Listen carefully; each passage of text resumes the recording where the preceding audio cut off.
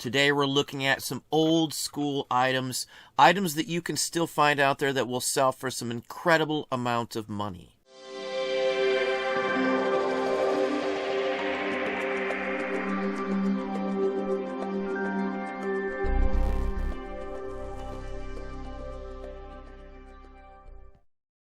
Hey, it's Don. Today we're going to talk about some old school items. Items that I run into fairly often of various different styles, types. Today we're talking about airbrush related items. Vintage original airbrushes. Now these days you don't really need to do much airbrushing with digital artwork, but I'm still old school. I still love airbrushes. They're great for models, miniatures, and all sorts of different things. You can use them to repair things. There's collectors of just the airbrushes themselves as well. Now, every one that I personally own, I use. I use airbrushes that go back to the 1920s. Fabulous pieces of machinery for their day and age. They do fabulous work for artwork as well. Now, I pick up boxes of just doodads and junk like this. Somebody looking at this box may not realize the value in something like this. May not see much in here, just some old bottles, some few metal pieces and fittings, and a couple things in little tiny bags. Now we're going to look up close at a few of these items here just to give you some idea on the sheer value of them. Even the old style hoses I can get some money out of too. There are people who love using these old hoses here, as long as they're still usable. Many times the rubber will be shot and they just won't be worth using. They will leak. If you can't test them, don't sell them, especially if they're vintage like this. Someone's going to be pretty upset if they buy a hose for 10, 15 bucks because it's vintage and it's not usable.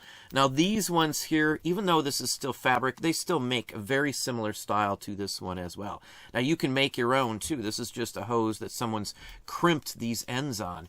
They did a great job on it. This is a nice quality hose. This is the type that I use.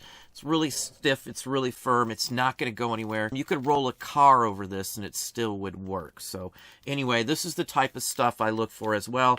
Obviously, the airbrushes themselves sell for some phenomenal money. Like this boxed version from the 1930s here with the original price tag, booklet, box, and the whole works. Now we're going to look at this one specifically up close, as well as these parts to give you an idea on the value. This old one here may not look like much, but I should easily get around 300 bucks for what's in this box here. And we'll show you, we'll do some close-ups and the whole works. The value is there in this sort of thing, even if you run into some of these newer ones like this. I still can get pretty decent money out of them. Something like this you can usually find for 5 or 10 bucks. I can usually get 35, maybe 40 if I had all the parts with it. These are workhorses. These are things that I still use like this. I've got a couple kits like this that are complete that I kept. I sell most of the extra ones that I run into. So here's an average box of stuff that I run into out in the wild. I can see stuff like this quite often. Many times people will buy the actual airbrushes and leave the junk box or the parts and pieces. Now items like this little cup right here, many cases I can get 15, 20, 25 bucks for these little cups here if it's the right one, if it fits on the right one as well. Obviously some won't fit on certain versions of them, so you have to have the right one to begin with. If you don't have the right parts or pieces, you may not know what they are. Now even little tiny pieces like these gaskets and stuff for one, you might get 10 or 15 bucks for the right gaskets.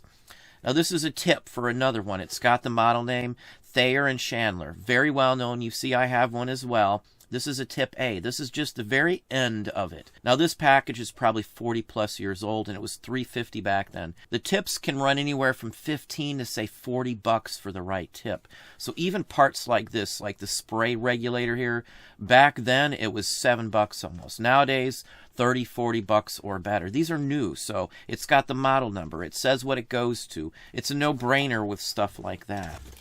What is this here? Now here's even a better one. This is for an AB one right here. So you've got the external mixer. This is the actual paint cup in there, as you can see. Something like this, again, because it is still sealed from Pache right there with the model number, the whole works, all the information in it. Something like this I could get 35 bucks for. And it doesn't look like much to the novice or someone who doesn't pay much attention to it. Siphon jars like this. A big key with these is there's a hole to let the pressure out and the whole works. That's how it draws up. It needs to be able to suck in air, obviously. Even these right here, you can replace the cork in there. Usually they're cork or rubber, but I can get $5 to $10 for the right one of these. Just a random lot I can get a couple bucks for as well. Even these hangers, this is actually made to mount somewhere, and then you can actually hang your airbrush. So if you want to set it down while you still have your compressor running, or you're using 3 or 4 different airbrushes, you would just hang them. These aren't worth much money at all, but in a lot, you can do fairly well. Just like these pieces here. These all go to the hoses. This is one of the better pieces here. These are all solid brass as well. This is a splitter, so you run in your air hose to here, and you can run off 2 actual hoses from there and run 2 different airbrushes at the same time. There's all sorts of different modern day versions of these as well.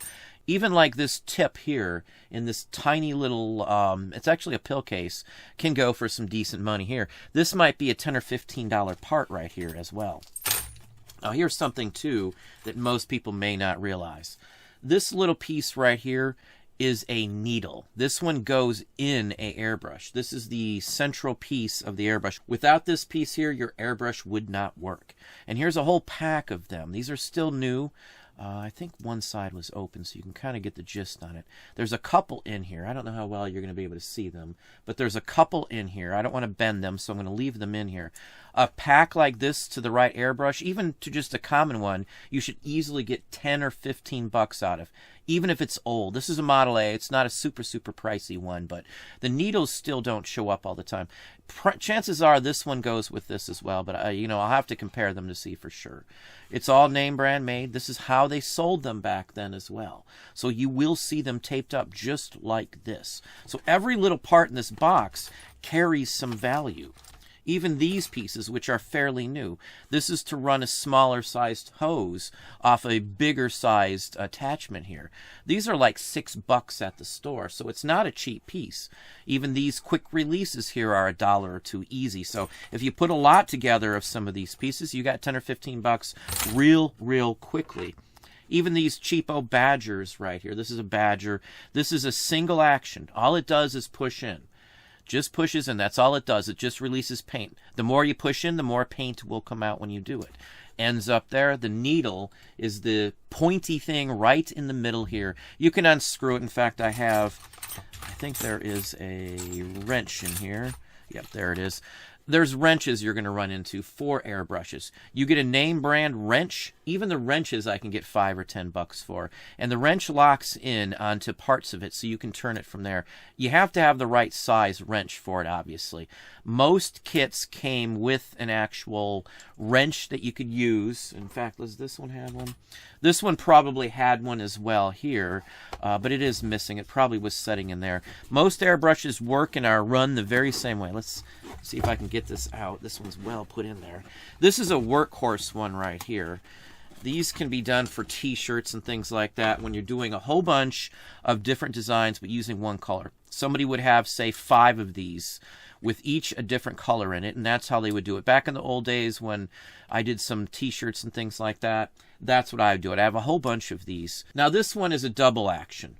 So not only can I press down to release it, but I can pull back. So it moves the needle, so a lot more comes out. You can do really fine precision by lightly pressing and not pulling back on it. It does a lot of different things. This is an Air Force. This is not a major brand here, new. These are like maybe 60, 70 bucks with all the accessories. Used on something like this, I can easily get 35 bucks with the case. I've got the parts to put back in here, so I can do that as well. It's got a little pick. It's missing a little adapter there, but all said and done, it's still a decent one here. Now let's show you the most expensive one, the one you would always want to find. Now this one's complete. It has the box, it has the paperwork and the whole works. This one actually has the label, the price sticker. This was very expensive when it first came out, believe it or not. Now this one here is a 1930s AB by Pache. This is one that would be used to actually touch up photos. Very fine detailed things. They would have done pinstripe on cars and things like that. Again, this is a turbo, it's called. When this runs, it sounds like a dentist's drill. Literally, that's what this sounds like. Now, this is an external mixer, too. It's actually mixed out here instead of actually mixing the paint with the air inside, like in the cupped versions, like I just showed you, like this one. This one mixes it internally. The paint is actually mixed with air inside the chamber here, and then it's blown out that way. With this one, the paint is drawn out, and then the air is blown into it, so it creates the actual spray, the spray paint itself outside. So it's an external on this one. It's got some adjustments. This is Bakelite here as well, which is typical for this type of item. This is dual action. It's a hair trigger on here too, so I can press down, and then I can pull back. You'll see some movement here as it changes how it blows the air out in the whole works. This is a fabulous airbrush. I actually own a few of these. They just do a phenomenal job. Most of this can be cleaned up on this one here. Needs just a good buff. The chrome on this stuff lasts forever. There's nothing in this piece, in this actual airbrush here, that can't be fixed because they still make this almost exactly same design right this second. Now we're here on eBay, and I've just pulled up the AB airbrush by Pache. And here's the same exact model that I have. It went for $305. This one doesn't have the paperwork. It doesn't have the extra box with it. So you're missing a bunch of stuff that people would love to have when they find it, especially the original price tag. I find the original price tag is highly sought after in most of these. Most of them sell for some good money. Even in 1950s here, even one without the box, most of these vintage ones can still be usable as well. Here's one of the real early ones going back to 1905. I think the first one that I've ever seen in person was from 1891. Awesome items, lots of history here, well over 100 years of use. Work great even if they're old. They're serviceable. You can still get parts for the ones that were made in the 1890s, believe it or not. Now you can look up most of these parts and you're going to find that they all sell. The cups, the attachments, the jars, replacement pins, needles, even the screws or gaskets. All of that sort of thing sells for some good money. All of the different varieties of airbrushes sell for different prices, so you always need to look them up. One may look similar to another one, but one may only be worth $100, and one may be worth $200-300 because of how many actions or something it has. Now this is a Thayer and Chandler. This is another brand. This is probably from the 30s or so, maybe the 40s at the latest. This has a locking cap, so nothing can happen on the inside, and then it slides off. Again, there is the needle. Let's zoom in there so you can see it a little better. That pointy thing right there is the needle, and it runs all the way back into here. Paint can actually siphon down that as well. Now this is, again, a dual action. So if I push down, it does a small stream. As I pull back, the stream of air gets much larger. You can do some other adjustments. The hose hooks down here. This actually unscrews, so you can disassemble these. You can switch out parts. Again, as I said, all of these can still be used. There is nothing novel about the parts in almost all of these. Paint cup, as you can see here, this one would mount onto the side right here, and then obviously you'd take that off to use it. You can actually interchange these cups. You can get larger ones if you've got to do some bigger areas. This is for fine detail work, these small size here. This one here is probably worth about $120, $125 because it has some extra parts here. There's some other parts, I believe, underneath here as well. And it has the instructions and a cup as well. So it's a pretty complete, pretty nice unit here.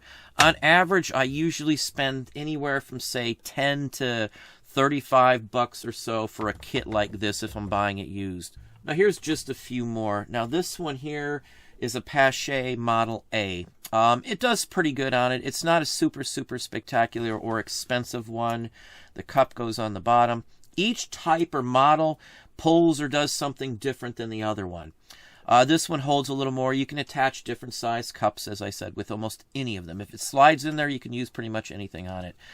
This one still works, obviously. This is a single action. All you can do is push down. Now, you can adjust the stream a little bit by cranking these a little bit in one direction or the other. There's a little wheel here that will turn. It's all brass, all plated as well. This one as well is 30s or so probably also.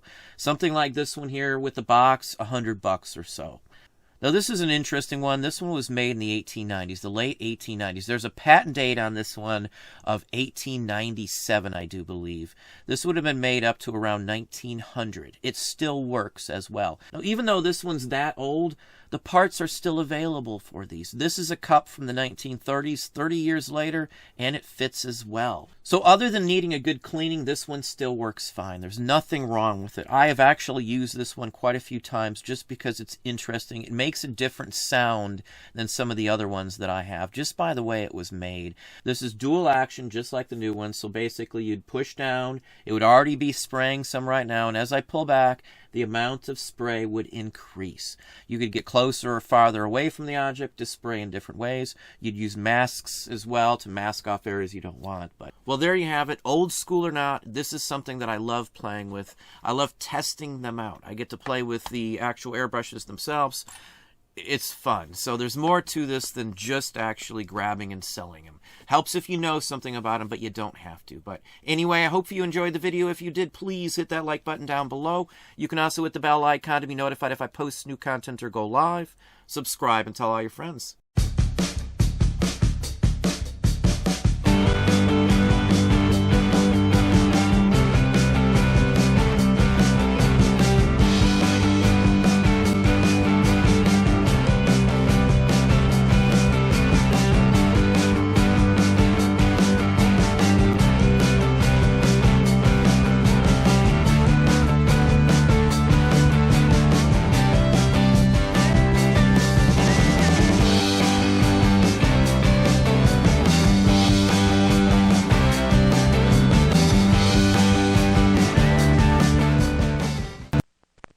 Helicopter, Lego tow truck, come in tow truck. Emergency on Sunnydale Bridge. Past Lego Village, upper level. Get the bus back on the bridge. We ought to make a safety rail. Here's some more Lego building bricks. With Lego, you can build buses and houses and bridges and helicopters, even the new safety rail on the Sunnydale Bridge. Helicopter to tow truck, telephone pole down on Main Street. Lego Building Set 145 has wheels, windows, movable shutters and doors, and hundreds of bricks for building. There's no end to Lego.